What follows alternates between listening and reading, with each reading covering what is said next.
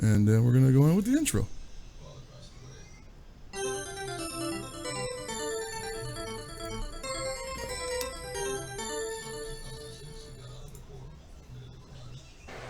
Hello, this is Chris Saglia, and you're watching Super Desperation Radio with the illustrious Giddy and the amazing Hell Pockets.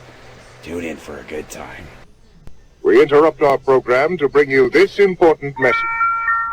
Super Desperation Radio! Go!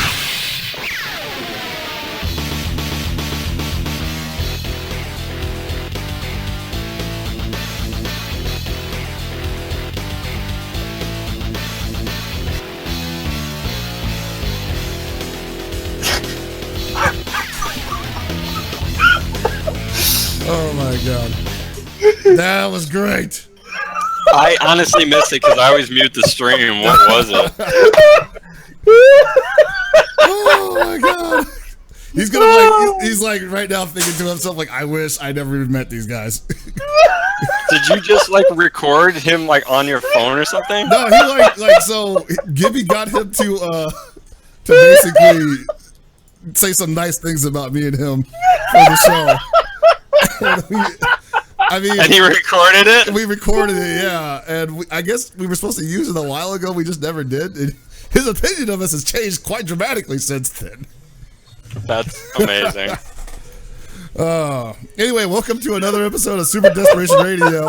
We're glad you could join us. I want to apologize right now for any frame stuttering that's going on. I don't know what the problem is. Currently, everything's fine on my end. I don't know what's going on with Twitch. But we got a lot of stuff going on today. We've got a huge batch of announcements, I would say. We have Capcom Cup, and it's this weekend, right? Yeah. Yes. It's not going And we might be getting a couple pretty big announcements. Just on top of that, right? Like we've got There's a lot. rumors. So where do we want to start? Street Fighter V. Apparently, Capcom came out and said it's going to be supported until 2020. 2020. That's another. Oh, count starting next year. That's another 3 years of straight support for the game. I'm assuming that's like what pot bonuses. I'm really obviously confused the CPT though. stuff. No, I think what they mean by supporting it is that it's going to get regular updates. That would I be don't even get better. that though, because What's that? it's Street Fighter 2010, isn't it? So why are we supporting it till 2020?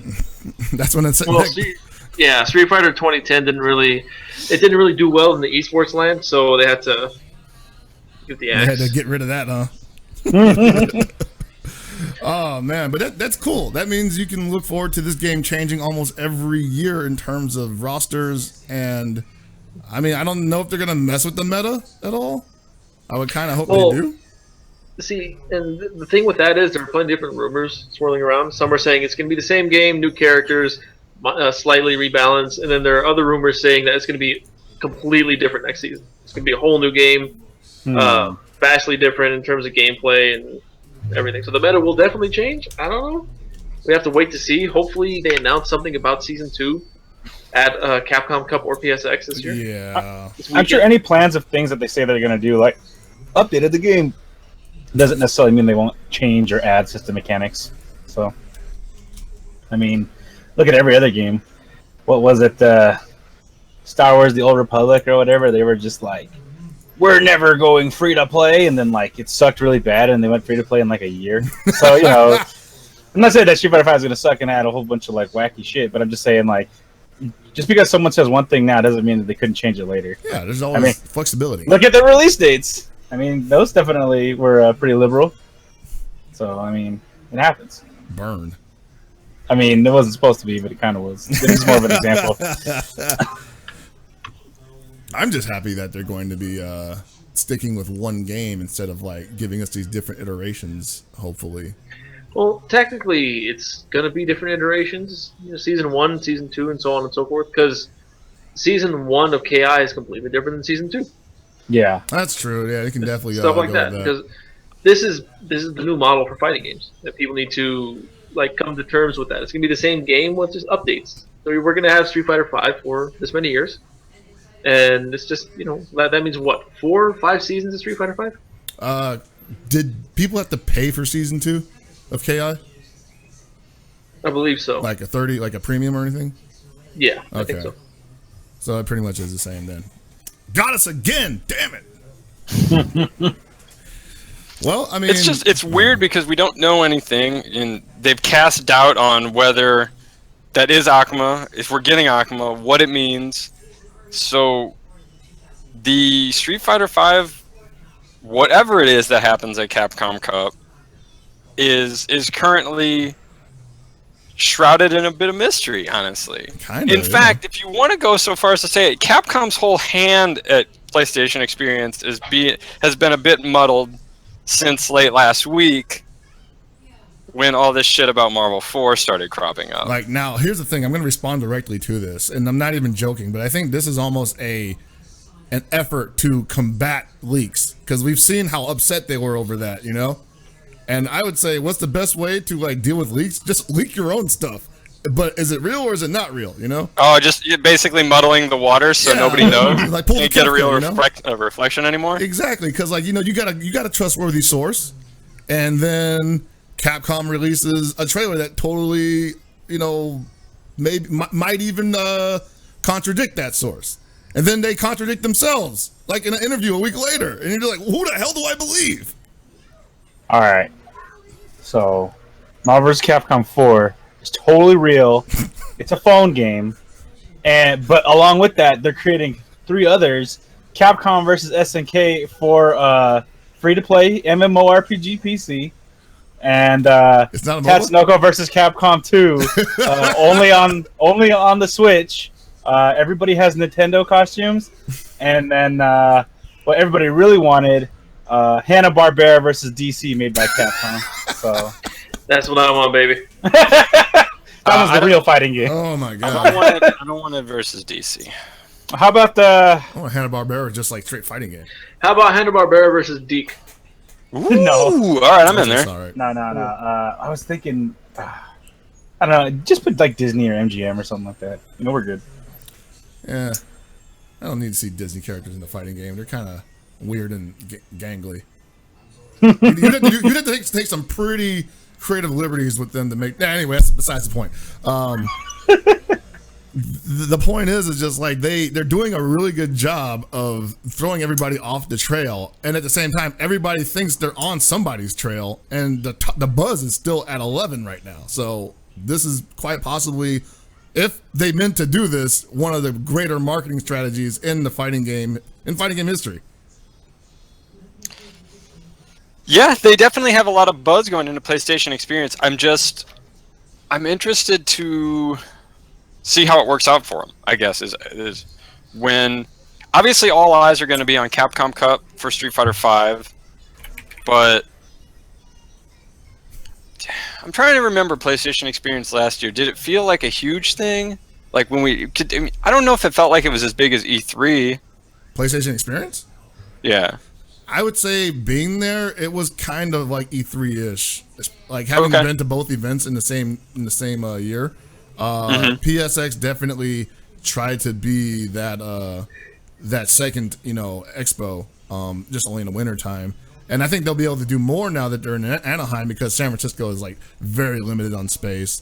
The building they were in, while it was amazing, it had a ton of space. It was also like, it was stacked. It wasn't like one laid out spread. So you had to go to different sections of the building, different floors to see different exhibits, And so I think they're probably gonna have like some huge stage thing. They're probably gonna have like some huge press conference, and it's gonna be amazing. And they're gonna announce stuff. And now that Sony is like basically throwing out ducats to everybody that make games for the PS4 and the PS4 Pro, they're probably just gonna have a bunch of announcements for other stuff there too, and just say, no, you can't announce this at E3, because who gives a shit about E3 anymore? It's all about PSX now. Well, I just hope to have free popcorn again. I could do without the continually playing movie trailer, though. Right by the King of Fighters. That was pretty harsh. I was like, oh my god, I don't want to see Ratchet and Clank. Please just turn the audio off or something, man. Come on. I'll just give you $20 and turn it off.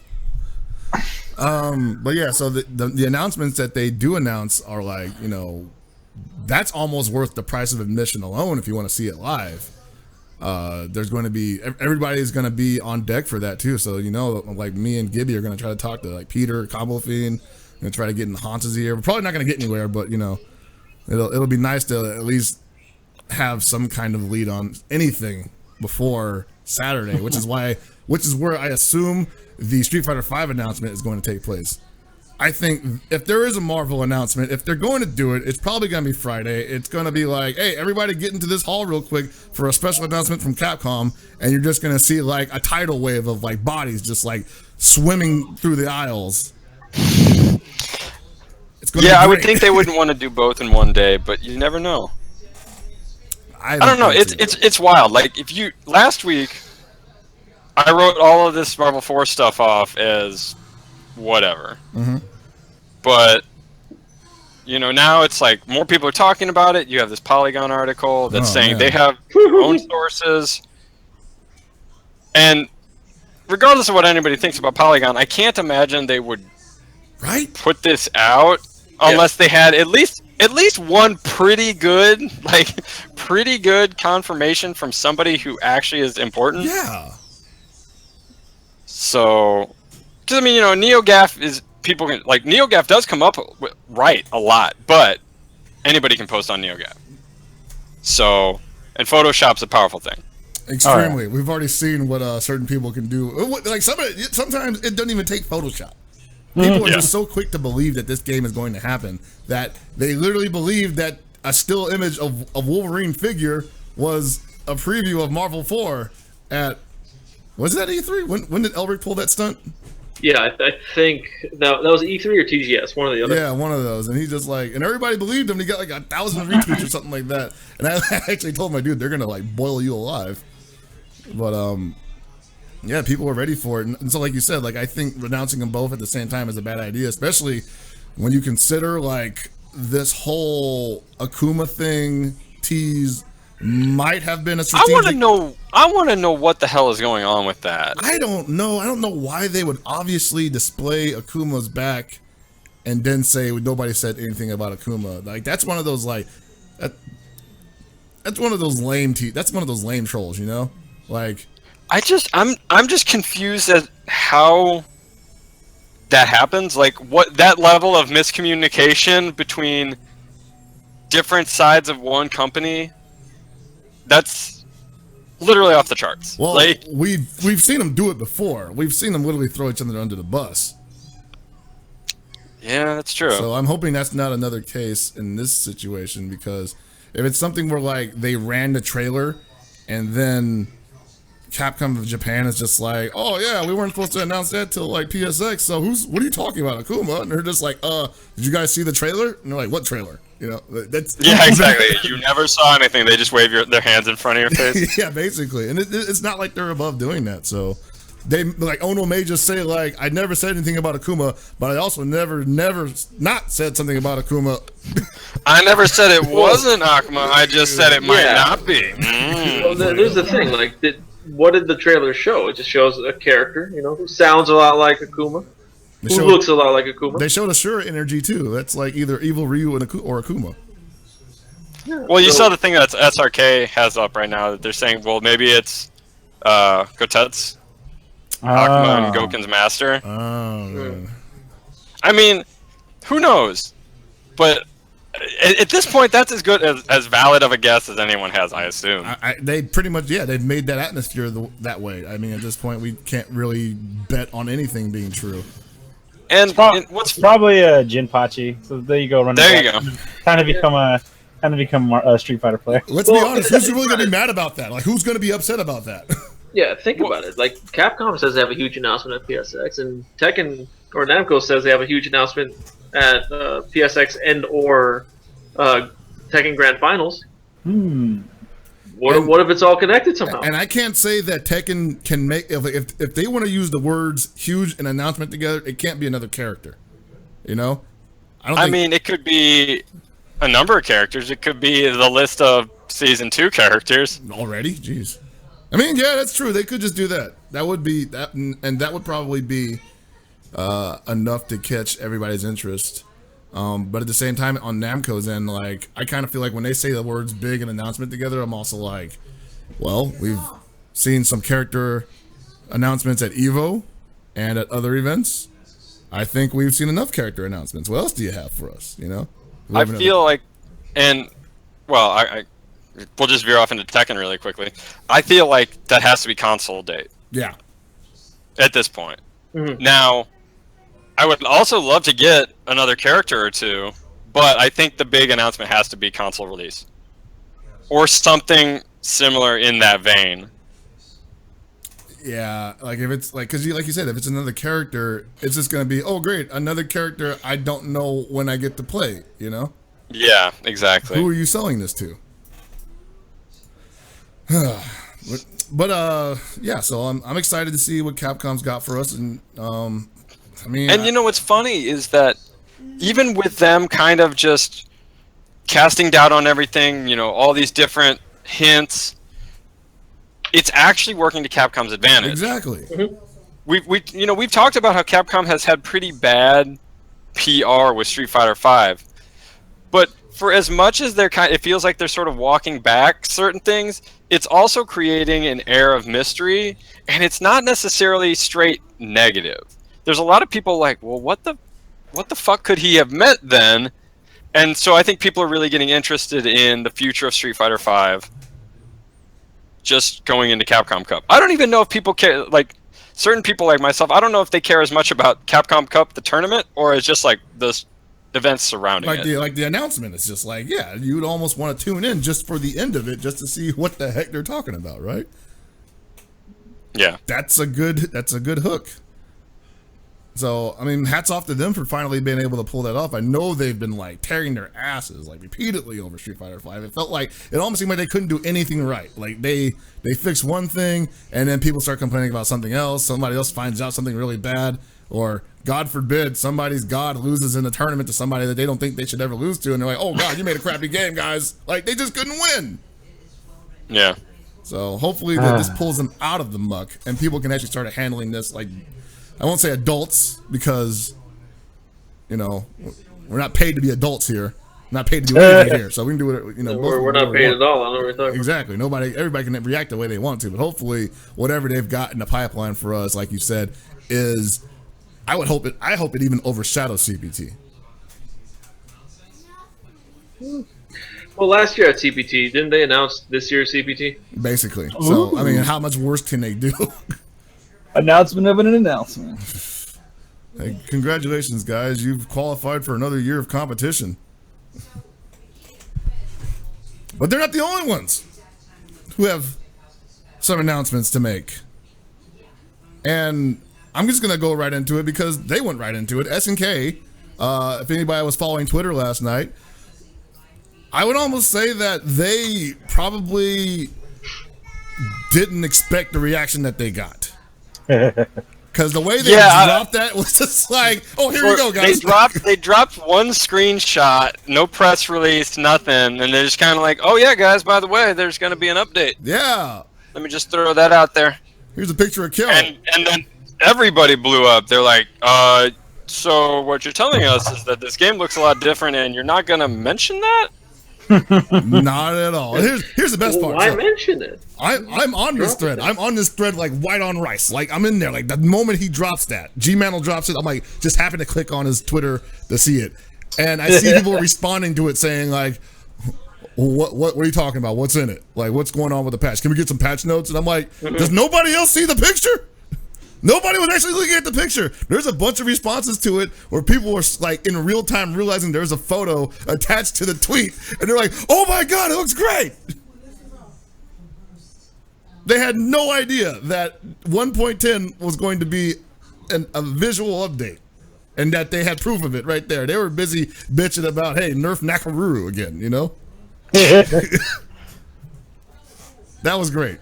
And the artist behind it, basically, he came out and said, like, wow, I didn't expect anybody to respond this positively.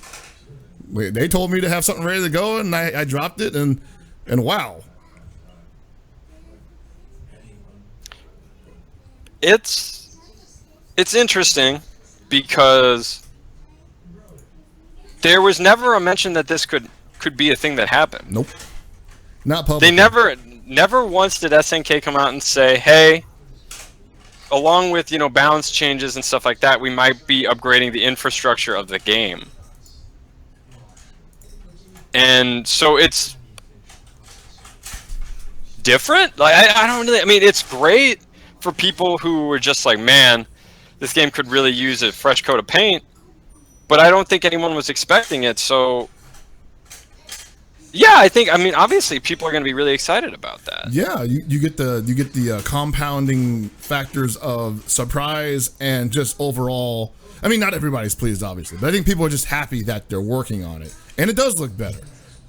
But you compound like the surprise of it all with the fact that it looks better, and you're just like, you kind of can't help but feel like I was right for believing in SNK, which is like weird to say out loud, but I mean, this is kind of like their livelihood now, right? You know, yeah, Pachinko's kind of going down, and now it's like, all right, we're getting back into the games, and so far people have some hang-ups with the game that we made, so we got to keep pushing in order to make sure that we show people that we actually do care, and it's not like just about money, but without money we can't do anything because then we can't eat. So right. I think it's interesting that we're going from 1.5 to 1.10. So assuming we're doing that, so I'm of the mind that that's still coming down the line. We're going to get a couple more updates before 1.10. I don't know if it's going to be 5 months worth, but not necessarily. Like they didn't say one way or the other, so I'm not assuming one way or the, you know. But at the same time, yeah, that's true. It is weird that they would just be, hey, here's 1.10 after 1.05.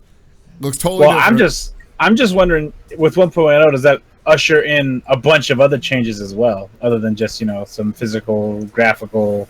Well, yeah, and that's the thing, we're not going to know, and we may not even know after PSX. True.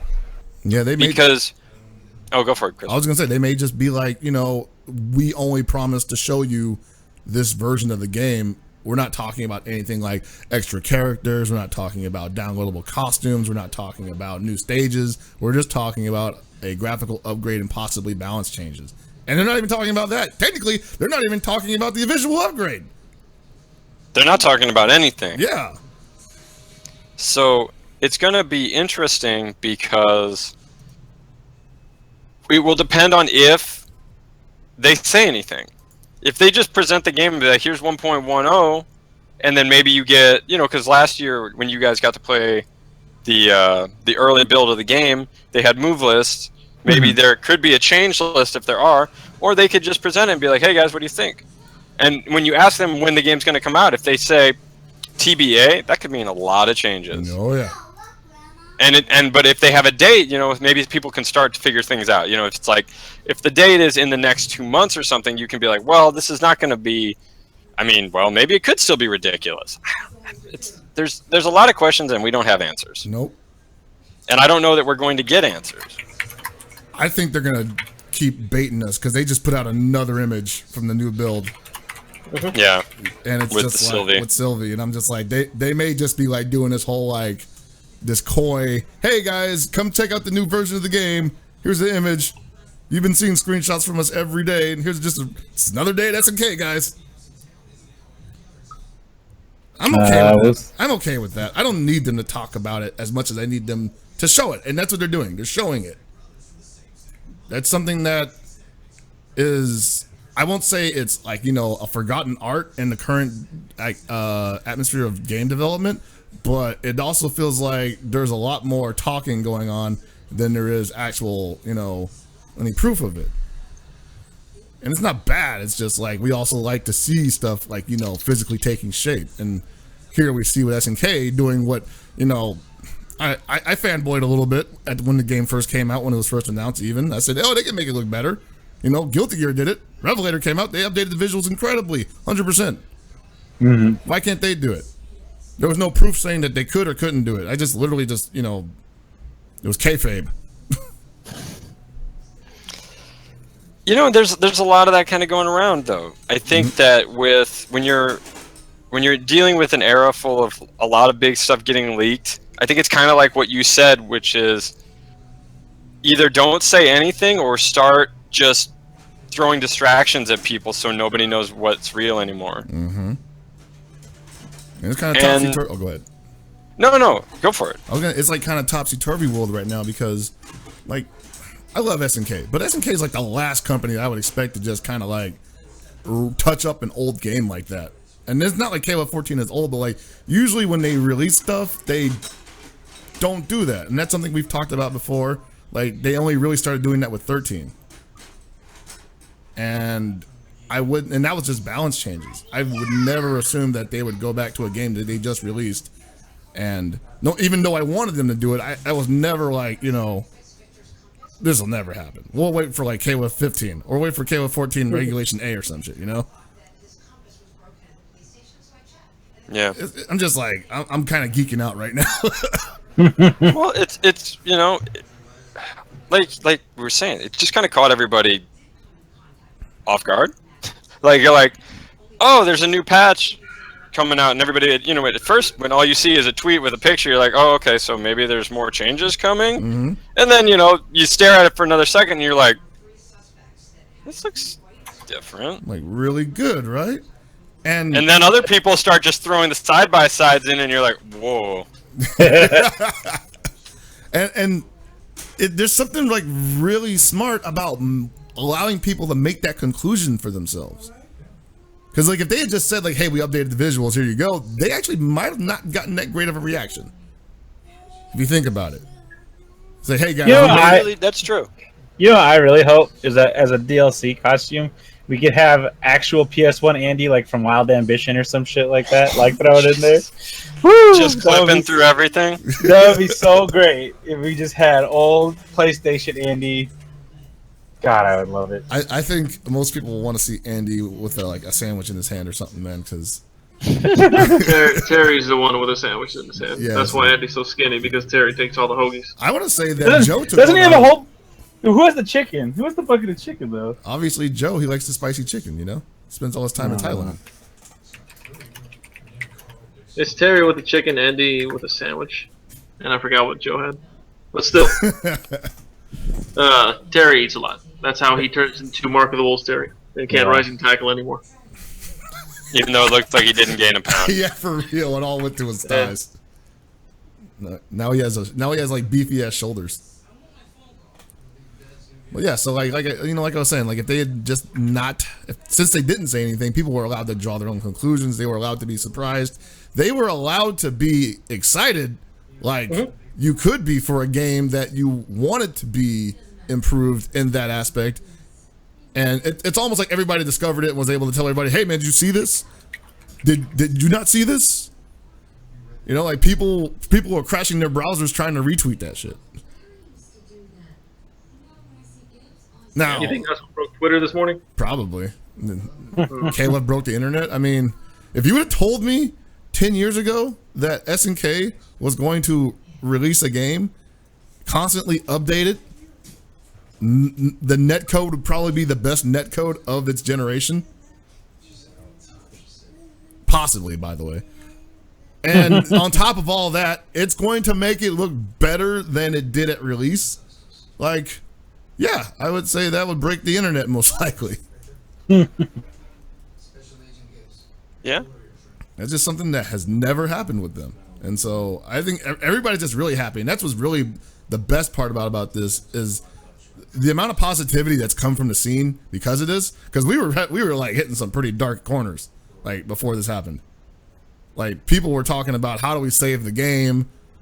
Game's dead. Nobody's running tournaments for it. How do we get people to want to stream tournaments? Like we were dogging it basically. And now people are just like, dude, when does this come out? Like, when are we able to do this?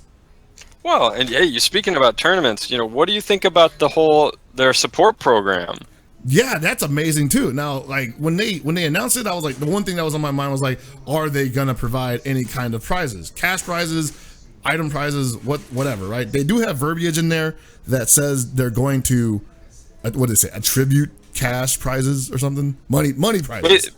Basically, from what I can gather from what they said, is they will judge the size of tournament and their level of support, which could be, cash prizes, it could be merchandise prizes. So it's up to them. So that doesn't necessarily mean it's anything, but it could be something. It's hard. It's cool that they're looking into it. Right. And the bottom line for them is like you need to have 20 people. And so if you can get 20 people to show up for a tournament, you will get some level of support. Now imagine at minimum that's going to be retweets, that's going to be advertisements, because it literally is one hand washing the other for them. They lose nothing, and all they have to do is just tell people, hey, check this guy's KOF tournament out, you know? Yeah. And so I'm hoping that just tells people, like, that gets people to just come out and want to run tournaments. They don't have to be weeklies. I don't think they have to be weeklies. They can be monthlies. They just have to be, like, there's no reason not to take advantage of it, basically. I don't know anybody else that's doing that. And they've literally laid it on the table. And that's an example of them just being like, bam, you know, like, here you go. Have at it. We may not give you exactly what you think we're going to give you, but we're going to give you something you didn't have before this. So good shit. Yeah. Now, if we could get them to do the same thing about this freaking World Championship Series, like, please, come out of pocket with that. That's what I was going to go into. If they can start doing this with the KOF Cup, that'd be nice. Because much like these here pictures that they're putting up and they're being silent about, they're being very silent about the KOF Cup. Yeah. And it would be nice to get us some more information about it. Hopefully they talk about it at PSX. Help Pockets and I will talk to them and see if they open up about things. And we'll probably report back. I don't know. We'll see what happens. I mean, that's all we can do at this point. They released the trailer, and I mean, ironically, it wasn't actually met with too many negative reactions. But it was a good trailer. It was a great trailer. It just didn't say anything. Cutscene from the game. Hey, actually, a little known fact, but Hans loved the trailer, not necessarily because it was funny and you know whatnot, but he was like, "Dude, that was like the cheapest trailer ever. Like, I've been spending like $1,000 a trailer on this son of a bitch, and all I had to do was just repurpose like a cutscene." Just get him to record new lines. Yeah, man. Yeah. I didn't be working for these guys. But I mean, yeah, I would hope that they would start taking that a little more seriously. I'm not saying that they aren't. They may be once again doing that whole, well, we'll let you know what you need to know when you need to know it. But I need to know it now, man. You know, like people need to know what to be excited for, what to look forward to. And they may be waiting for after CPT, which is actually the smart thing. Like, it's going to get overshadowed, and they want to deal with as little as that as possible. But at the same time, they kind of put themselves in a very small window between that and the beginning of what we call Evo season. So, hopefully sometime soon. Hopefully it's PSX or a day after PSX or maybe even before PSX. We'll get some kind of information on that. And considering that they were willing to announce that the game got that huge upgrade visually before PSX even dropped, before it even starts, I think that they might have something to show us at PSX. I hope so, just because while a lot of the stuff they've been doing for the game is positive and it is all good things, the lack of transparency on the World Championships doesn't necessarily invite a lot of confidence. Not at all.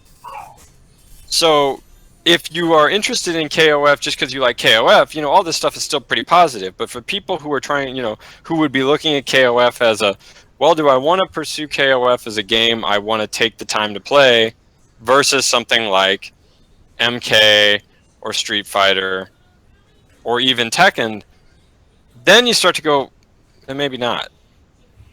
So I think you have to kind of look at it that way too. And I think it's very true. Like we've seen top level competitive players express serious interest in KOF, but they didn't know if they were going to get the support that they wanted.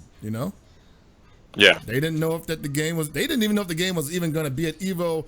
If they even wanted it at Evo, it didn't appear to be wanted at SCR by the company that was putting it on there. I'm not putting that on anybody's back or anything, but the stories about it that were just like, this is not how you run an esport. I'm gonna say it. It's not how you run an esport, and that's what they put that word in all of their verbiage. Esport. The damn tournament support program is an esport support program. You got to treat that better. And I think that's what they're aiming for. But up until now, like a lot of these tournament players are just like, I don't know, man. This is looking real shoestring. This is looking real tin horn. It's like, we couldn't even. Like they couldn't even run a weekly at Wednesday Night Fights. Yeah. And I've kept my mouth shut about that for like a month, but like, and I'm not trying to like start no friction, but at the same time I was like, what's going on, guys? Like, do you need something from them? Do you need to talk to them about what you need before you come out there and not run these tournaments? Because people want to watch the game still, but you're not giving them anything to watch. So they got to speak up, and luckily SNK's door just flew wide open. So hopefully there's a reason for it to be at Wednesday Night Fights. There's a reason for it to be at Next Level more often than it is, because I'm pretty sure both of those places could scrounge up 20 people a month. Oh yeah. Good shit to do. So we've already. Go ahead. So we've already talked about Capcom and SNK, and Bandai Namco could have something at PSX. So what else? This weekend could be pretty big. You know what we haven't heard about? And people actually are bringing this up in chat because they're talking about Evo games. We haven't heard about Injustice 2. And I'm wondering what's going on. Because there aren't even hints that we're going to get an announcement about the game.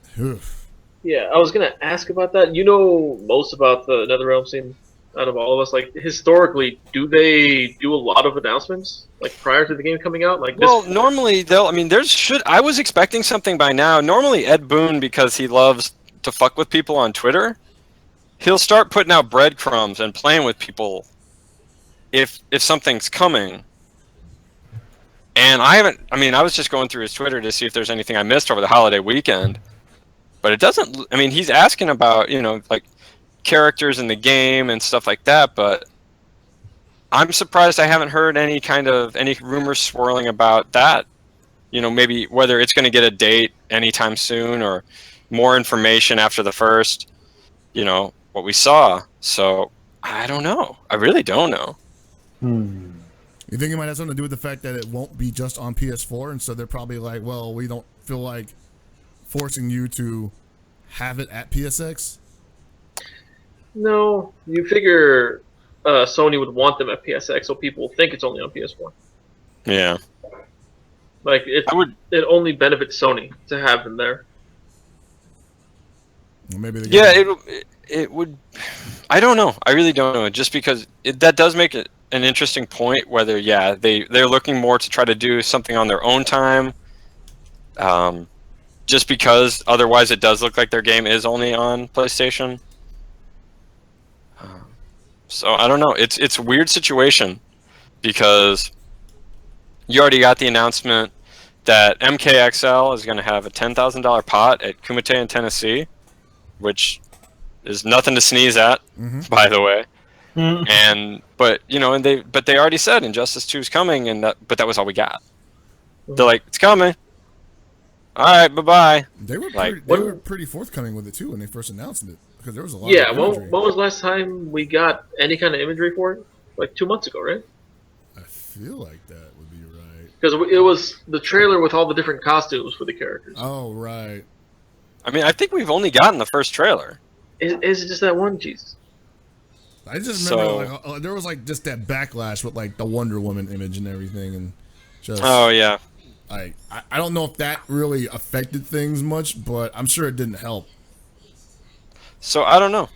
That's another game that we should be, even if we don't see anything at PSX, I would expect something in the next month or two. Yeah, because here's the thing. Because if it's not at PSX, it's got to be announced, I would assume, before February. Well, I would assume if it's going to be in Evo, which... Right. If it's releasing this year, the first half of this year, I would assume it will be. I would assume we should have information by the Evo announcement, which is mid-January. So that's not a lot of time when you look at it like that. Nah, not at all, because we're about to be in crunch time right now. Somebody is saying the last time we saw Injustice was at Comic-Con, when they talked about Harley Quinn. So... it's not a lot of time, and I don't know. I feel like that's like, they might be of the mindset where they're just like, maybe we don't need Evo, which is BS. You definitely need Evo. That's just, I don't think they think that. Yeah. So like they might have just been like, oh, we'll just wait to the end of the year, and then right before Evo announcement, we'll announce that the game's coming out at this time. Here's what it looks like now, and demo available such and such date maybe, and whatever way you think games get an Evo, that takes place, and then it gets announced as one of the games at Evo. Yeah. I mean, normally NRS has put their games out in that spring to early summer window. That's sort of March, April, May. So I feel like I expect it to come out then, but I'm really surprised we're not hearing more. I got to be honest. I mean, the only thing that's really come up is Ed Boon teasing Spawn for the game. For Injustice? Injustice 2. Wow. Yes. Okay. He basically went on Twitter asking people what kind of guest character they would want, and Spawn overwhelmingly won.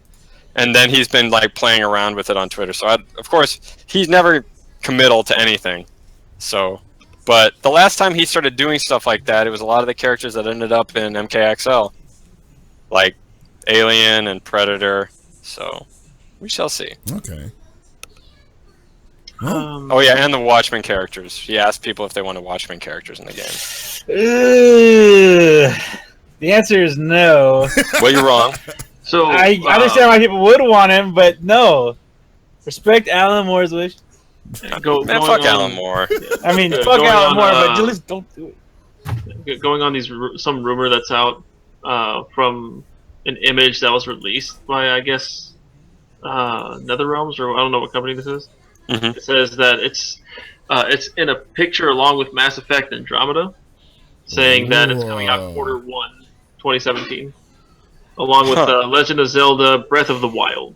I don't know what game that is. That's a Switch game that was supposed to be on Wii Oh, okay. U. Yeah. Okay, here you go. Quarter 1, yeah, and then there's some Ghost in the Shell game in there as well. Gets! Interesting. This is from GameStop. Okay, it's from GameStop. GameStop generally has Those are like half fairly legit. accurate. I won't bet on them. No, and in most cases they're not wrong. They put unless the game gets pushed back, GameStop, Amazon tend to have release windows pretty accurate. So that's cool. So I mean, coming out quarter 1 is perfect. Yeah. That means it's people have to prep for Evo and complain. It's possibly in time for final round. Oh god damn it, Anthony. it. Could be. Yeah, I mean, considering like we've got, man, it's so weird talking about CPT than already talking about like Evo season coming up. Jesus. Well, I mean, it just butts right up against it now. I know, right? There's Because like basically literally a month off. you go straight from Capcom Cup into the Christmas, so you're not paying attention. And by the time you get back from the holidays, here's the Evo announcement. Oh man, it's a perfect 1-2 when you think about it, but at the same time, I'm like, dude, like, if I'm a pro player, I need a break, and that week is not long enough. No, if you're a pro player, you need a sponsor to help you get out to more of these damn events. True. Get your name out there more, and if what some people are saying about Capcom or CPT next year getting rid of the Premier stuff and just being points only, you're definitely going to need a sponsor. So what do you think are the benefits of that? Because a lot of people are not that angry about the possibility of that happening. Less confusion with rankings. So they said Hans said in an interview that moving to a just purely point-based system for CPT would benefit it more. That way people aren't confused and they understand it better. And a lot of people seem to want it that way as well. I agree, actually. Having a Premier thing, like, look at people don't understand how the goddamn top 32 breakdown is for this shit. And I get just that. have it be like normal standings in sports. Yeah. And the only downside to it is it benefits players who have sponsors. It'll be travel more. That's it. Well, like, I mean, I don't say it's a downside, but it's you're just completely right. But look at this year anyway, and how much people were traveling. Yeah. Everyone wanted that Premier spot. Like, people were still traveling for points. Like, Justin got in based on points, right? Yeah. I don't think he won a Premier event, but he got in based on points, and that's good. but you're going to see more of it next year with people trying to get in based on points, but increase their point number just so they can be a higher rank. Because it's like you assume it's going to be seeded the way this year is seeded. Top ranker in points goes up against lowest ranker in points, and so on and so forth. It's just traditional tournament style with seeding. And if they don't do it that way, I don't know, because like some people are saying they want it just once you're in top 32, just completely randomize it. Holy crap!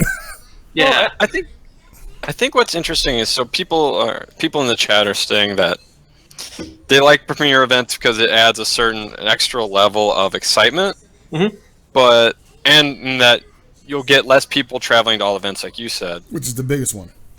But here's the thing, though, is that if it's still only point based, but obviously they've been doing with premier events, they've been adding a decent amount of money, you're still gonna get these random players who show up and do incredibly well at one tournament, and that's the excitement factor. The excitement factor is who's going to come out of the woodwork to take to place really high in these majors, because there's still the money there that people want. Yes, they're not going to necessarily be able to make the whole tour, but that's never been realistic in most cases for fighting game tournaments anyway. No, you can never do all those. You die. well, I mean, Justin survived it the year Evo did this.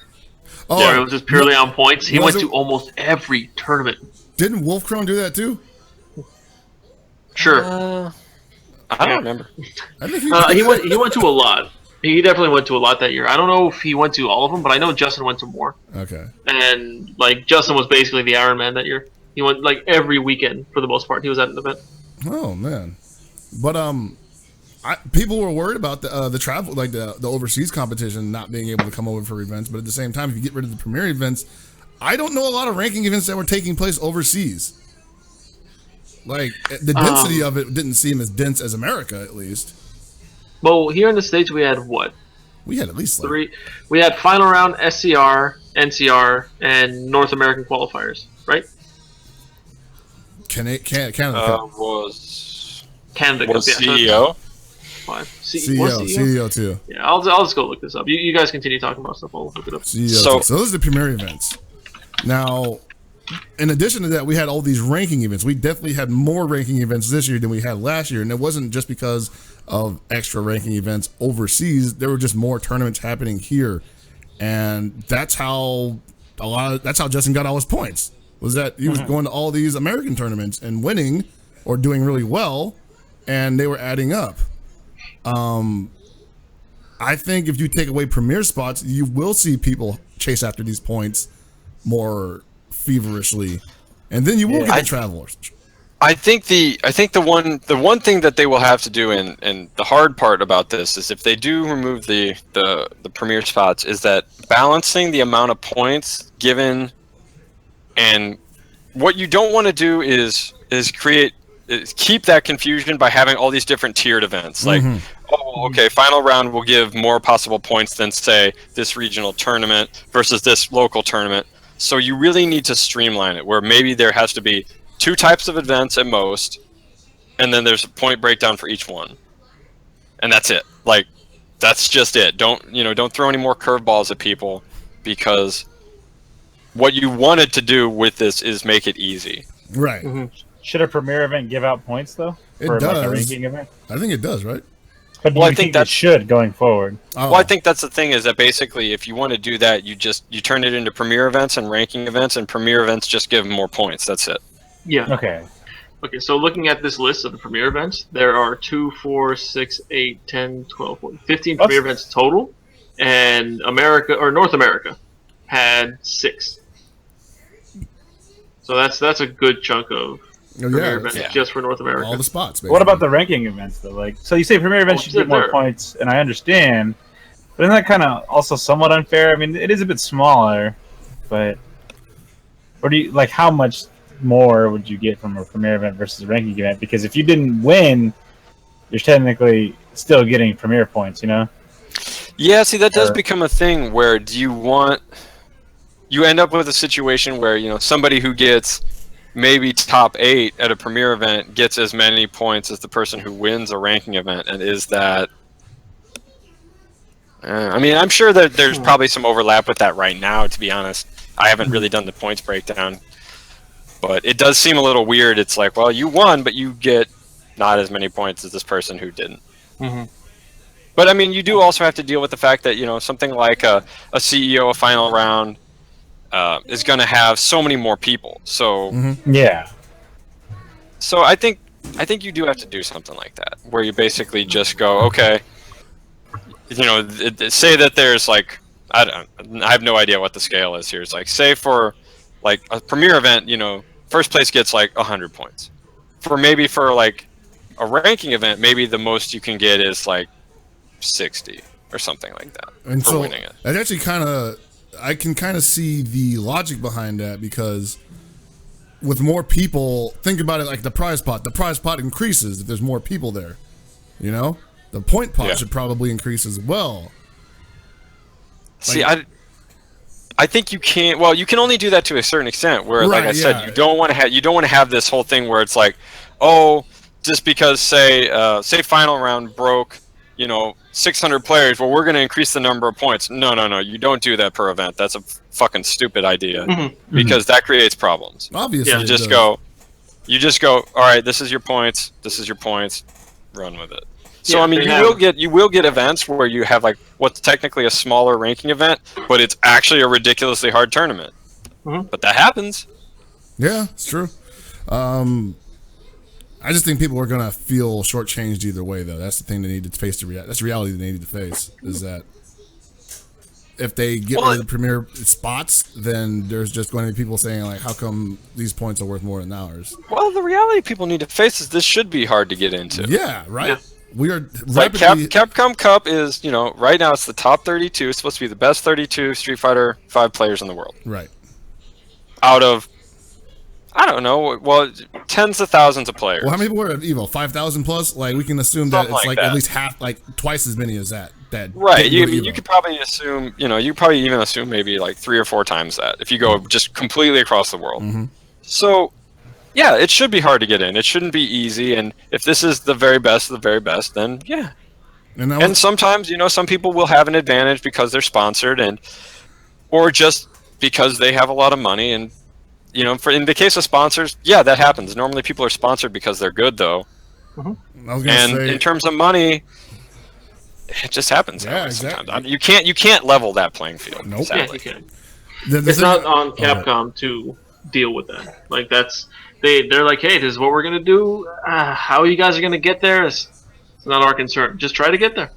And I was just gonna say, like, me and Gibby were talking about this yesterday, and it's possible that, and not maybe next year or the year after that, but eventually it's going to move towards a scheme where open tournaments just aren't going to be as valued with this particular tour, because if they want to get the best people, the best 32 out there, the open tournament's a great way to do it now, but eventually you're going to start doing these invitational situations, Yeah. Like, that's kind of what we're heading towards. And I'm not saying that open tournaments like EVO are going to just die. Obviously, they're not going to die. Obviously, there's a place for that stuff in this kind of ecosystem. But eventually, we're going to... The barrier of entry's got to raise. Like, it's great that somebody who could probably be the next Knuckle Dude, except not sponsored, And he could technically have a chance to shine at any stage he chooses to go to if he can get there. But if he ain't doing it now, why should we wait 3 more years for him to do it, When we already got 32 incredible people who are sponsored that can make it to all these events and will play ball and put on a great show, and people want to see these people anyway, Well, that's a big thing of it too, right? What you said, people want to see them. Like, the top 32 people who are going to be at Capcom Cup, people can tune in to that tournament and guarantee, if they're fans of Street Fighter, that they want to watch it. You can't do that with every tournament. And we've all talked about, in conversations where you just like, you start watching an event and you're like, oh shit, is this pool play? God damn, I don't want to watch this right now. And everybody does it. It's so, if you're putting a big production on, like Capcom Cup is supposed to be, yeah, you have to limit it. So Yeah, and so I think what people are afraid of, and what we've always talked about in the past, is that invitationals, if that becomes the focus, it takes away. It can take away a couple things. It can take away a player base from open tournaments, and it can take away incentive, i.e., in terms of money. right. So what the scene and companies like Capcom, companies like Bandai Namco need to be very aware of is that, yes, invitational tournaments are exciting, and people do want to watch them. What you don't want to do as a company, if you want your game to be played by a much larger audience, is you want to make sure that the money that you're putting into this game and this tournament scene isn't mostly going to invitational tournaments. Right. You want to throw out like a big prize for an invitational tournament because it creates excitement and it's good PR, but you don't want to make that the only prize you're throwing out. So whereas, let's say CEO, if they wanted to throw like a special invitational tournament, yes, they want money, but also the CEO main tournament needs to have money too, or why are people going to CEO anymore? Mm-hmm. And then you're shooting yourself in the foot because that actually ends up hurting the whole scene. So I think that needs to be something that's thought about and discussed at length, because if we start focusing on invitational tournaments because they are the quote-unquote most watched, and therefore, there's the most room for sponsors to get their ads in and things like that, then you start to just destroy your own base. And anybody would be afraid to pull that trigger on that, I'm sure. Like, I don't fault them for like holding back on that for as long as they have. And it's probably going to take people just saying, we want to see this. We want to see more exhibition matches. We want to see more of the people that we love playing. Well, I thought that Red Bull was a really good example of it this year, and I think this year was actually a pretty good example of what it could be like, where you had the Capcom Pro Tour stuff going on, and it was big, and it was big in medium-sized tournaments, and then there was also Red Bull in the background doing its own thing with these like invitational tournaments, and I think that's a good mix of event type. Yeah. So, as long as there is that diversification of tournaments happening, I think we're in an okay place. I don't think it really needs to be, doom and gloom and the sky is falling, Chicken Little shit. But I think that is something that needs to be watched, and because if it can easily get out of hand.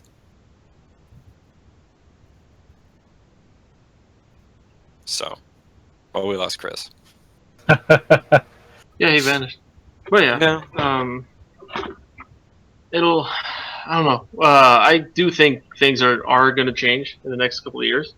Like, it's the way tournament seasons work. Like, for the major companies aren't going to stay the same. Like, I would like them to, but I don't think they're going to keep it the same.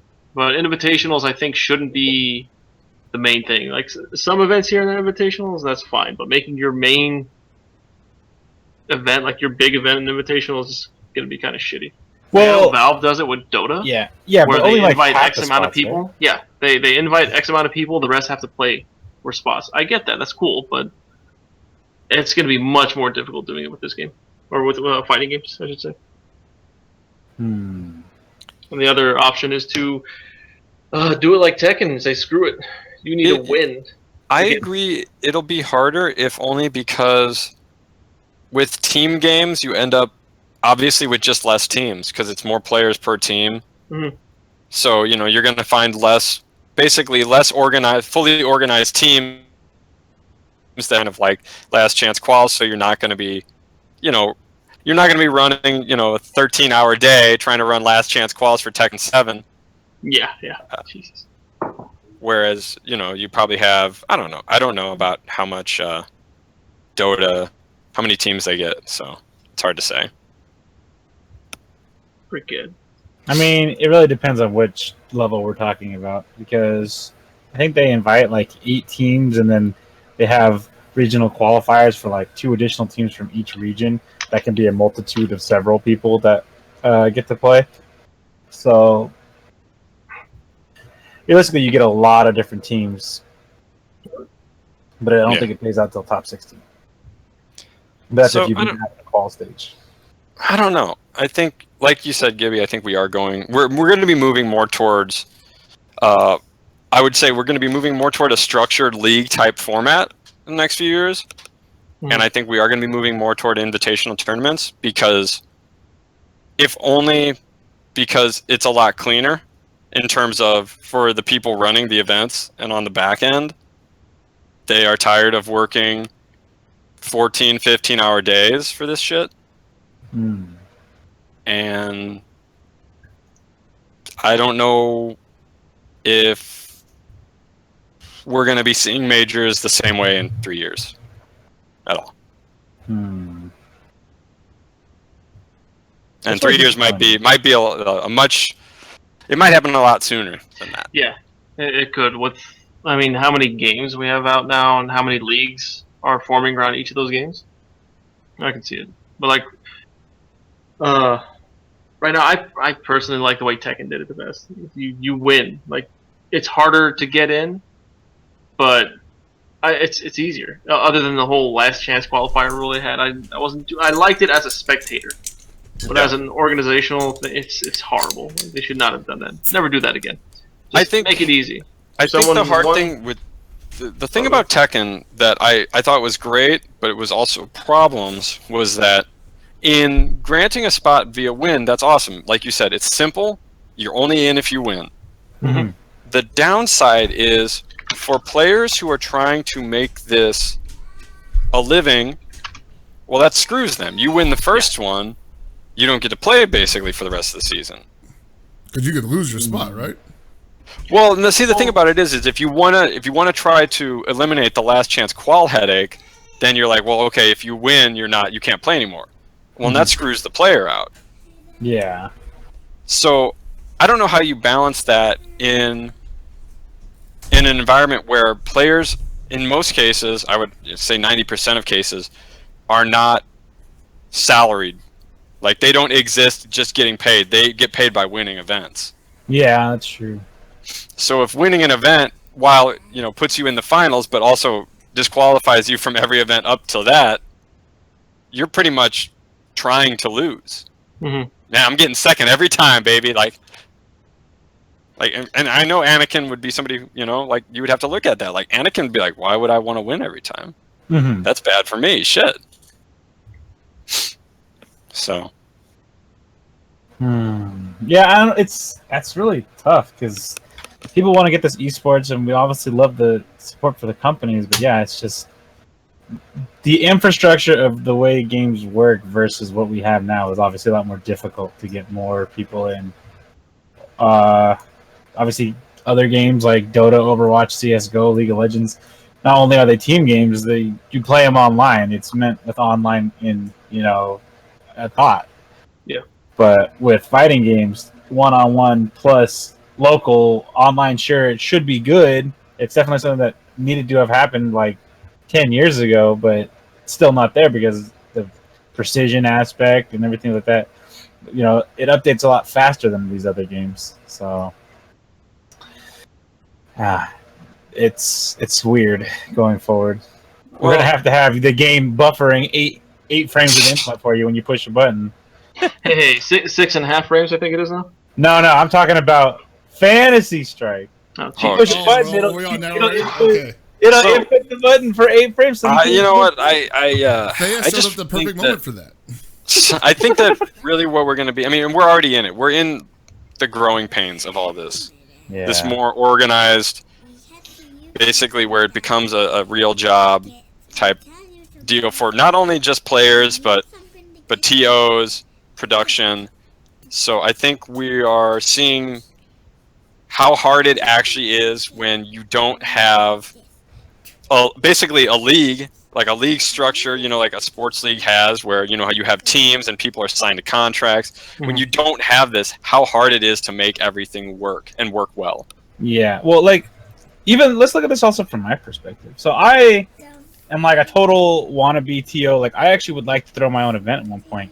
Is it going to get so difficult that I wouldn't even be able to enter the realm of being a TO unless I just had like millions of dollars to just get myself off the ground at this point, or what?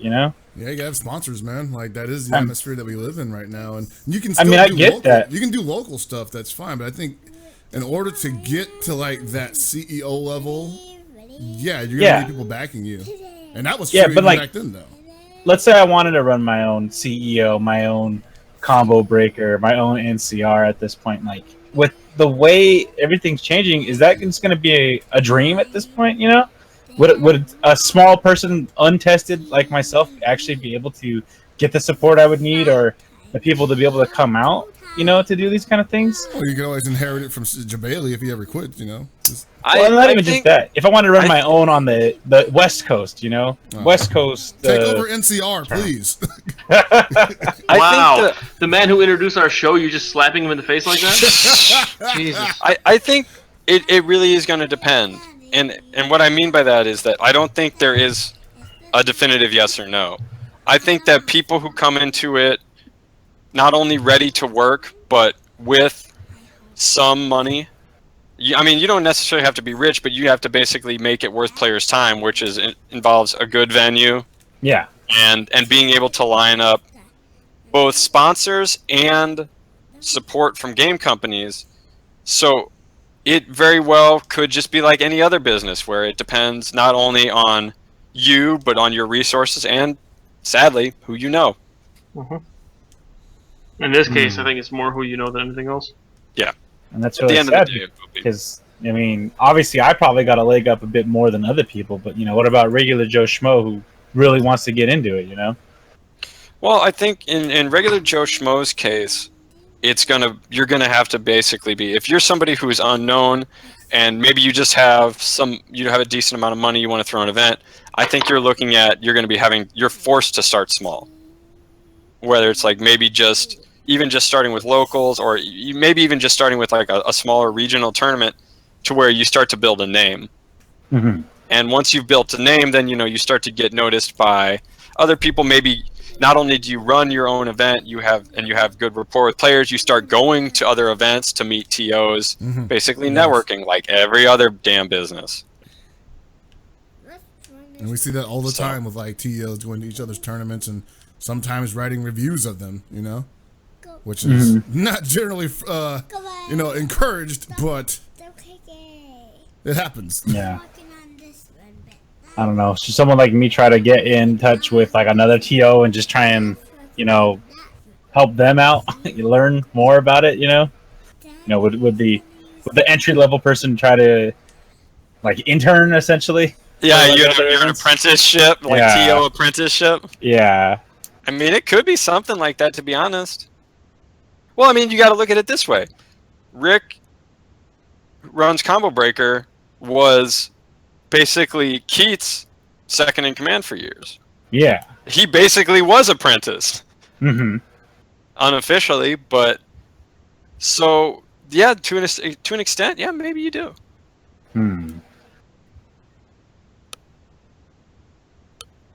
Because and you know, part of that isn't even just that all these events have been so built up, but there's also that the suspicious nature of fighting game players after being burned by so many random fly-by-night events. Right. Where it's like, you know, you go in, hey, I promise all this money, and nobody ever gets paid out. So, right. like, I think building a reputation is something that has been important in fighting games for years, and basically where you have a trust of the community anyway. Yeah. So I don't feel like that's super new.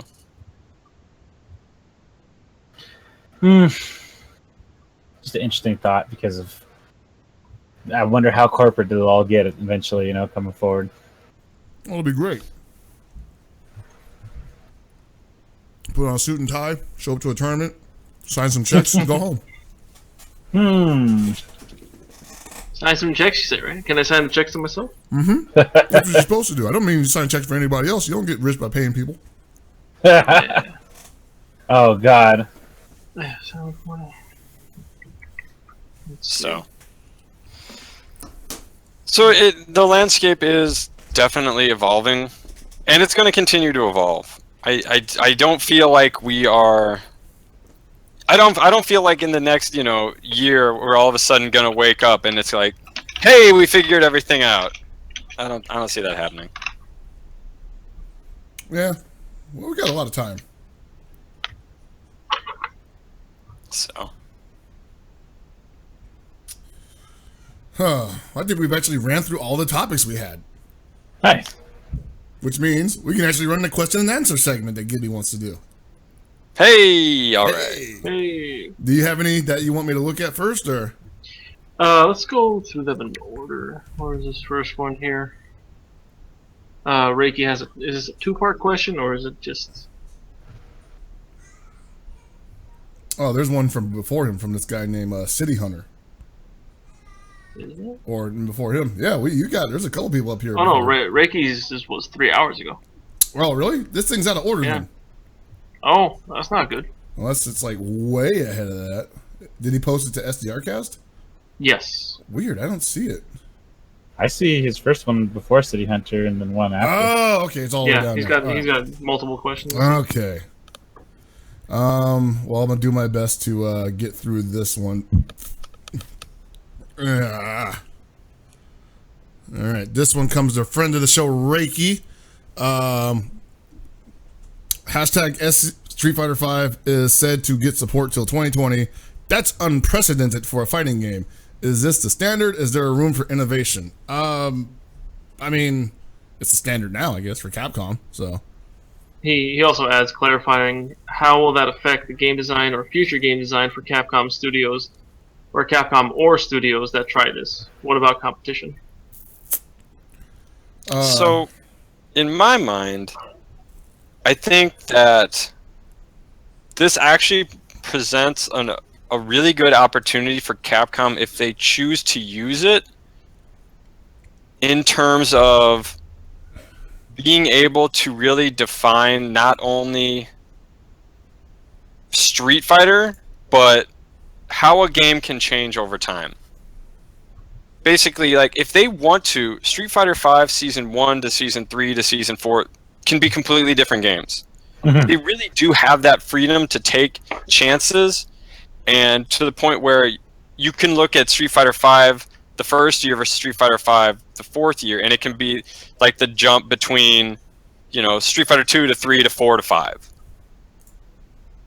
Now, the problem, which we've already seen in games being patched, is when a game is patched, but it's still the same name, people have certain expectations on a title, and that they react to changes as bad without actually having sat down to really play or experience what they are. Mm-hmm. So I think what it boils down to is how much risk is Capcom willing to take? Well, I feel like this still isn't too out of the ordinary. I mean, think about it. We had Street Fighter 2 all the way up to Super Turbo, and I just think it means that rather than releasing, you know, a new game, they'll just release patches or things every now and again. Every 6 months, every year, whenever they feel like. The difference in this case, I think, now it's easier for Capcom to update it.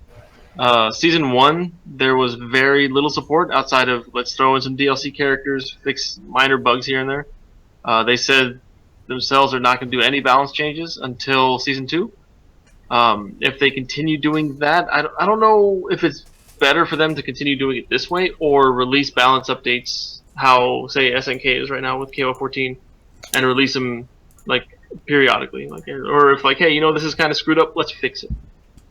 So I don't know. They have the opportunity and the option to do it. Will they do it that way? I don't know. Because with Street Fighter 2 to Champion, Hyper, and so on and so forth, they're technically different games. Like, they're labeled different games. Now it's just going to be Street Fighter 5, Season 1, Season 2, and so forth. I don't know. I hope they balance it. Like, they try to maintain balance, and they try to fix shit that's messed up in the game here and there. Like, if like right now, people are complaining that the game is crazy unbalanced. They haven't done shit about it. I mean, it's fine they haven't done anything about it. They haven't fixed anything outside of minor bugs. But will they, if someone's overpowered in the next patch or in the next version of the game, will they try to tone them down? Will they keep them the same? No. Who knows? Be nice to see what they do. Man, Going into you the know season what? with I a would be purpose. totally happy with them balancing the game once before the beginning of every season and not touching it.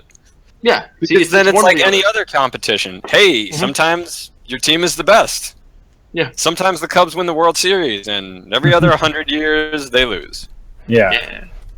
So, Because it's better that way for tournament reasons. You change a character up completely. From, like, I won a tournament with, say, Nikali. He's, like, one of the best in the game, and then they decide to, like, just beat the crap out of him with nerfs, and then he's a shit character now. Like what? Yeah. I have to adapt, that's fine, but... That's your it's character, shit. you know, Sucks. right? Yeah, exactly. well, a great example of this, and I don't know that it really happened, but I mean, look at it this way: if you had done that with Capcom Cup, say if you know they had the premier spots where it was like you automatically were in. Well, what happens if you do something where you're automatically in? You win with a character, and it's your character. 2 months later, that character gets nerfed. You're still at Capcom Cup, but you have a shit character now. Mhm. Like, that's not really fair at all. Yeah. So, and it doesn't make any sense either. No. Like, you're basically saying, well, you earned this with something that no longer exists. Yeah. And that's the problem So- that Kayla potentially faces right now. Because they Yeah. definitely removed a lot of stuff that people were winning with. And these people have proven that they can win regardless, but, I mean, Oh yeah, there's always that. But it's still... I mean, and you know, people can learn new characters, but still, it adds asterisks to Right, things. totally, 100%. Next question comes to us from Aaron Mason, and this question actually gets asked a couple of times in the string, so I'm just going to go with this one. For KOF 14 version 1.10, with the new graphics update, will we see updated character models as well? I mean, technically we are. Yeah. I think was gonna say- slightly at the very least, yeah. Yeah. Most of it'll probably be textures and lighting, considering that can make something look good fairly easily. Mhm. But yeah, I think they're going to resculpt things as well. It already kind of looks like they did. Yeah, 100%. Like, the characters just look better from all around. Like, they realigned freaking Kyo's jawline, so that looks good. And then Reiki would follow up later on asking if that's going to improve the current atmosphere for the KOF 14 competitive scene. And I actually want to say that I think that is definitely the best step in the right direction for that.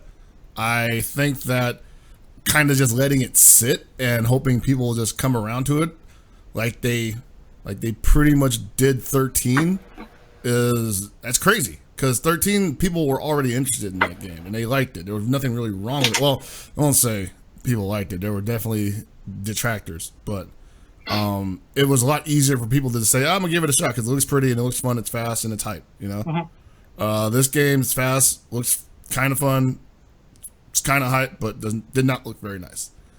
So this easily bridges that gap that that existed because of that situation. You know, you asked everybody what they thought about KOF 14, and most people would say, "Well, I haven't played it, but it looks like shit." You know? Yeah, that's what I kind of like one of the big issues. And they say, and then people say, "Oh, it looks fun, but I just can't get over how it looks." And I was actually shocked at how many people said that to me. You know? Yeah, I don't know. That's again, as long as it's not like makes my eyes bleed or it's really hard to differentiate between things, like I really don't care that much about graphics. Sure, I like a good visual style, but obviously things that aren't super AAA lighting and everything like that still looks good. You know, cell shaded or whatever, low poly, high texture. It's all fine. It's all great. Now, here's the thing about it, though. Like, so you pull up the last piece of this puzzle by making KOF 14 look as good as it's starting to look. People come into the game and they realize, wow, there's actually a really well-made game here structurally. Maybe not so much like on the meta level because they're still tweaking that. There's always going to be issues with that. I mean, like, shit, you roll on somebody and you don't know what side you're going to end up on, you know? That's going to be something they really need to address really soon. But most people are not even going to be worried about that. They're going to be like, hey, this is a complete package. It's got online that works perfectly. It's got a marketplace. You can buy skins. Who knows if they're ever going to expand that? They might. that would be the next step in the right direction, especially with the way that they're updating the visuals. Those costumes are going to look great. So, yeah, there's going to be less and less excuses to not playing this game other than the fact that you just don't want to play KOF, which is perfectly fine. You know? No one's going to be honest, Chris. You know, I gotta wait for the next patch. You know, I gotta get used to the new graphics and I gotta get used to the new graphics. I was watching all these match videos, and all my meta is built upon the fact that this game looks like crap, and so I measured out all my limbs that way. But now all these limbs look great, and I get caught looking at stuff I'm not supposed to be looking at. And yeah, just imagine how horrible it is to go into this game. It's like, look, man, I've been watching all my favorite Korean players, you know, all these great YouTube channels to fucking watch KOF 14, and I've been watching with the old graphics, and you can see now in the updated visuals, Kyo's leg is 2 pixels longer, and it's throwing out my entire footsie game out the window. Like, Chris, shit is I can't right play now. because I've been watching the videos, but then I started to play the new version, and the titties are too distracting. they glisten and everything, man. It's just unnatural. Just too realistic. It's fucking up my It vibe. looks better than DOA, and that was never supposed to happen. But yeah, I think that's going to be like it's the last excuse, basically. That's what I'm gonna say. And I don't know if it's gonna fix anything in terms of attendance, but it's definitely going to make it easier for people to, like, you know, smell some bullshit when people start talking about why they don't play KOF. Yep. City Hunter also asked, who do you think is going to go 0-2 in Capcom Cup this weekend? He has a question before that. He does? I think that's a more important question. Oh, I was just going to say K-Brad. I definitely don't think so. You don't think K-Brad's going to go 0-2? No. K-Brad's been playing really well lately. He's had too strong of showings recently, like... But I don't know what the actual bracket is, because I've heard it's gotten changed so much with people dropping out, so I don't even know what the real bracket looks like right now. So I can't say. So that's an issue, because, you know, this morning, it was like, hey guys, bracket is finalized, and like 10, 20 minutes CCL, later, CCL dropped out. So CCL dropped, and then TSE, or SEV, whatever the number series was afterwards. Yeah, Yukadon got his spot, I believe. Who's getting CCL spot? TSE dropped out yesterday. Yeah. That's why Yukadon CCL dropped out today. Who got CCL spot? So it was Stereo that dropped out yesterday. Or 2 days ago. Champ apparently put up brackets that he says are taking into consideration the people who have dropped out, but I don't know if anyone's verified that. Yeah, I don't know. You know what? There were some surprises in who went 0-2 last year, so I think it will be. I think there'll be a couple surprises this year. Again, Oh, definitely. Yeah. I think. I'm trying to look at this bracket. My pockets pick is Shanghai to go all the way. So Interesting. so far, I've been 2 for 2 the entire CPT lifespan. So I'm not looking. Even if I lose this time, I'm not like it's still 2 for 3. Yeah, it's not bad. Paul, shoot me a link to this bracket. Oh yeah, here I'll actually. Swami pockets is still real, children. Don't worry about it. Oh, I found this question by the way. This question actually is extremely real, and I don't know if anybody's heard about this issue, but how do you feel about the visa issue with players? Do you think it will become a bigger problem in the future of the FGC? Now, I'm assuming this is related to what we're talking about right now. yeah. It definitely is. I definitely think that it will be an issue because it's already been an issue for other games. Not like a huge one, but there'll be problems. There'll be people not being able to show up, you know, things like that. So are they just what was it? It was Smash, right? Yeah. Yeah. Leffen had a huge issue with his visa. Not just that, lots of Dota teams have players that just like, yeah, we had to have a stand-in because one of our guys couldn't get a visa. Who was the one player, the Romanian player, Bone7, who like never used to be able to go to tournaments? Yeah. Because he just couldn't leave. Yeah, it's gonna cause problems. Yeah, it's going to be something the companies are going to have to fix. They're going to have to help get the players out if they want. Well, they need to. Well, go ahead. Finish. No, I was going to say that's something they need to do. Simple as that. You qualified for our tournament. We're going to do whatever we can to help you get out here. Like right now, I don't know if they help pay for flight, hotel. I don't know what the players get. But if they do get flight and hotel, they need to get their visas taken care of by the company as well. Mm-hmm. Is that like a sponsorship thing though? Like they have to sponsor the visas? Yes. Okay, so that might be like the last thing that they're holding off on because they're hoping that it'll clear itself up without them having to spend any money. But no, for real, like they have to. Like this is something that if we want to be legit, you gotta break the bread. I'm sorry, it's capitalism. Yeah. You know. Mm-hmm. Also, if this bracket is accurate, my bet on who's going 0-2, 100% bet on going 0-2 is XSK Samurai. Ooh.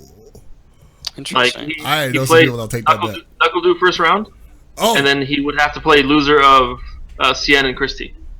Ooh, that's a rough. Man, I would. You know what? If XSK plays the loser of Cien Christie, that could actually be a really interesting match that goes either way. Mm-hmm. Yeah, it really could. But looking at it, Cien's playing very good, and Christie's playing very well as well. So. I mean, he plays Ryu, and his Ryu is so sick, and Ryu is already just like extremely strong in this game. Like, who does Luffy play in this game? Mika? Okay. I want to say Mika. That sounds like the last time I saw him playing, he was playing Mika. Yeah, we'll see. I don't know. I really feel like it's actually too tough to call. It is, especially with the fact that, all right, so one of the biggest things about Street Fighter V is that everybody was already used to people having a main, and they just stuck with that main, and people said this main is going to take this person to this height because they're good and they're using this person. It's either Nash, it's Mika, it's Chun-Li, whatever, right? And then Knuckle Dude shows up with Guile, and everybody already wrote Guile off like months ago, and he wins freaking Red Bull. Yeah. And it's like, oh shit. And Alex is looking kind of good too. People are starting to explore Jury a lot more. We might actually see a ton of characters that people are sleeping on. We know Infiltration's working on Balrog. Yeah. I don't know about a ton, but there's definitely one Alex player in this, right? Like I remember going through it once, and the name stuck out. Sorry to interrupt everyone, but City Hunter sent us the official updated bracket. Oh, okay, sick. By Capcom. I think it matches up with Champs. I was gonna put it in chat, the SDR chat. Oh man, it's already dead. No, he sent the wrong link, but I got the right link. It's fine. Okay. We'll just put it in chat. Yeah. It's even got the. So I think we might actually see some sleeper characters show up, and so I can't really say who's going to win and how they're going to win. Mm-hmm. I'm just pretty confident Shanghai's going to win.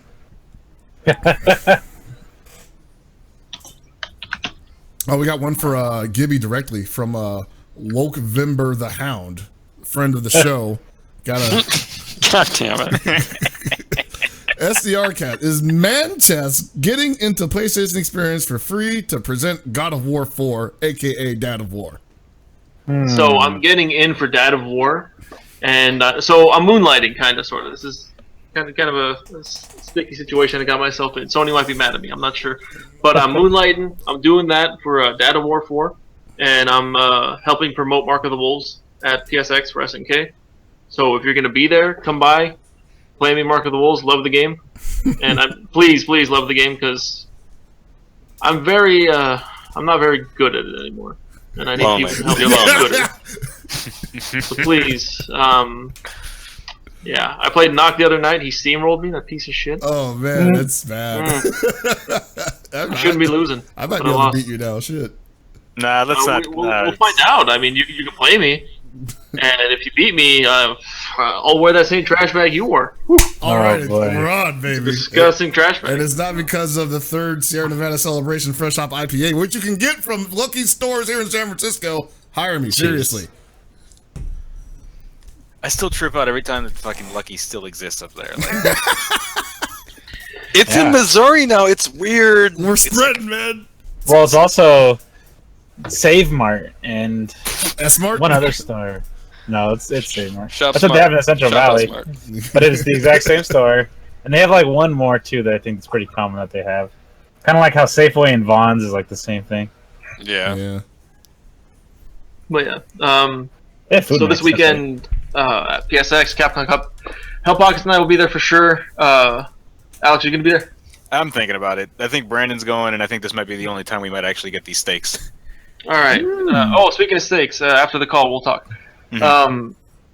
Yeah, so we're going to be there. If you're going to be at PSX, just hit up the SNK booth or wherever that is, or the SNK station, which really, in reality, might just be like 2 setups for Mark of the Wolves and maybe 4 for KOF 14 version 100.10 or something, whatever the hell it's called. Where's Sam Show 6?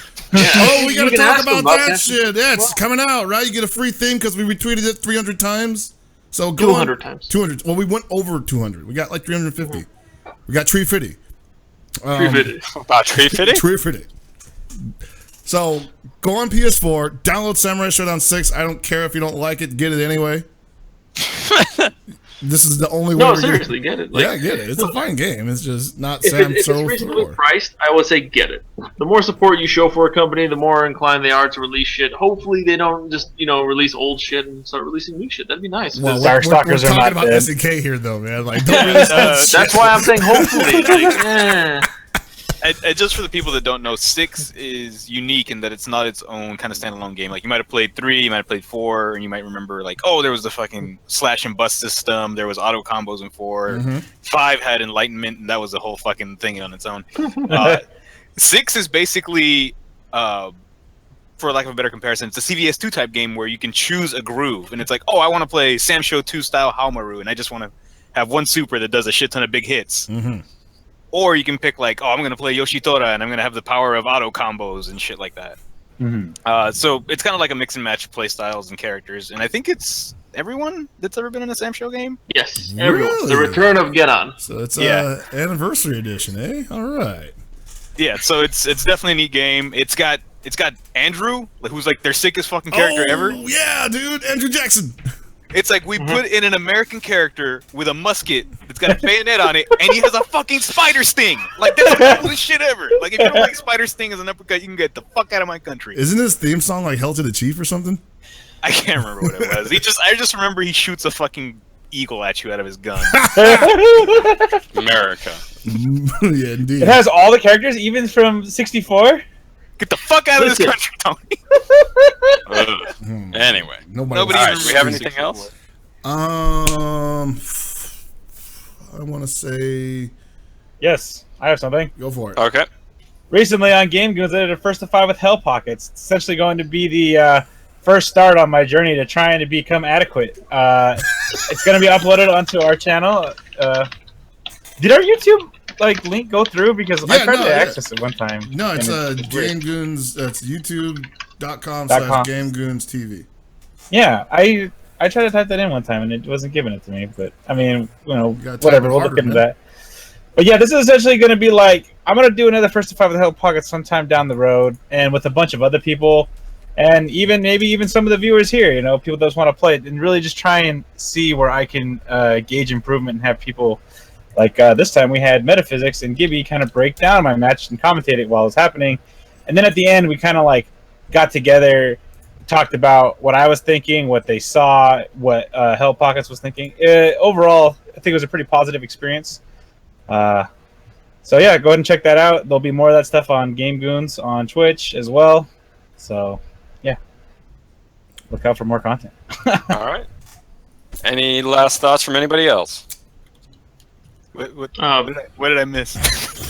We'll talk about it after the show. I'd like to big thanks once again to the producer Chris Seglia for giving us the sick intro. Much love to him, and you can follow him. He is at Chris Seg on Twitter. Feel free to hit him up and tell him thank you, and that we love him for it. It's good. He's a good guy. Okay. Oh, actually, there was something important that I got this email on the drive home, and there was traffic, that's why I couldn't get here earlier. But it's actually important. So I heard from a source, a guy that I know. I can't name names because I'm not very reputable with any information that I come across. Was it one source or was it multiple sources? There might have been Mr. Sources, which plural. Well, he's out of but- here. Oh, Sourceazy, right? Yeah. Martin Scorsese? Yeah. So let's just call him that. Martin Scorsese's. So he's good. So he sent me in this email. It's kind of cryptic, but it says cross, like the symbol, the cross. and then Iron Fist 2, which leads me to believe we're going to get a Cross Tekken 2. What Think the about fuck it, guys. Imagine all the gems we could have. You're done. Anyway. That disappointed me so hard. Yeah, I was like, this joke is falling so flat. No, if I had a couple more minutes, trust me, it's gonna go forever. Well, we don't. Well, unluckily for you, you got here way too late, so we don't have a couple more minutes. Fuck! I was gonna sneak in Serlin. Oh, we you're already got definitely that done in there. now. Don't All worry. right, fine, we're good. We're gonna We're suffer good. through All that right. CPT. It's good. All right, I'd like to thank everybody for listening to Super Desperation Radio. Check out most of the crew. They'll be at Capcom Cup and PSX this weekend. Go find them. Take a picture with Hell Pockets. Tell them you want him to wear a trash bag. Rest in peace, Nate Duck. You gotta beat me first. So from everybody here, good night and good luck.